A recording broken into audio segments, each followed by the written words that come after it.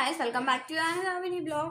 ఈ రోజు మా మమ్మీ కోసం నేనైతే శనగపిండి బజ్జీలు అయితే వేస్తున్నాను అన్నమాట. చూసేయండి. ఇదిగోండి పిండి, ఎగ్స్ బాయిల్ చేసుకొని పెట్టుకున్న ఎగ్స్ ఇవి తీసేసి కలిపేసుకుందాం అనమాట. ఎగ్స్ని అయితే ఇలా హాఫ్కి అయితే కట్ చేసుకున్నాం అనమాట. ఇప్పుడు వీటిని ఈ శనగపిండి దాంట్లో డిప్ చేసుకొని ఆయిల్లో వేసేసుకోవడమే అనమాట. కడాయి పెట్టుకొని దాంట్లో అయితే ఆయిల్ అయితే పోస్తున్నాను. కడాయిలో ఆయిల్ వేసేసుకొని 5 minutes హీట్ అవ్వనివ్వాలన్నమాట. అంత లోపల మనము వీటిని ఎగ్స్ని దీంట్లో యాడ్ చేసేసుకుందాం. కొంచెం ఇలా ఆయిల్ అయితే హీట్ అయినట్లు అనమాట. ఆయిల్ అయితే హీట్ అయింది. మనం ఇప్పుడు ఈ ఎగ్స్ని దాంట్లో ఇలా ఎగ్ని దీంట్లో డిప్ చేసుకోవాలి. డిప్ చేసుకున్న తర్వాత ఇలా ఆయిల్ అయితే వేసేస్తున్నాను.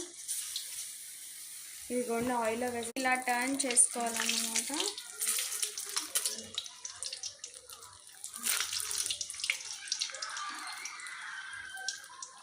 ఓకే, ఇప్పుడు నేనైతే వీటిని ఆయిల్లో నుంచి తీసేస్తున్నాను అనమాట. చూడండి, గోల్డెన్ కలర్ వచ్చేంత వరకు ఉంచుకోవాలి. అన్నీ అయితే అయిపోయాయి గైస్. చూడండి,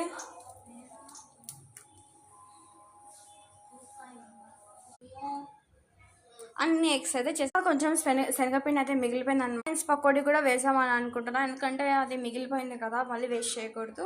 సో నేనైతే ఇప్పుడు దీంట్లో వేసేస్తాను ఆనియన్స్ అని కొంచెం తీసుకొని ఆయిల్ అయితే వేస్తున్నాను.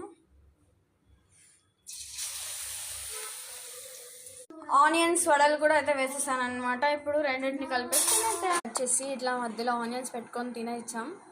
Bye bye. Like, share and subscribe. Bye bye.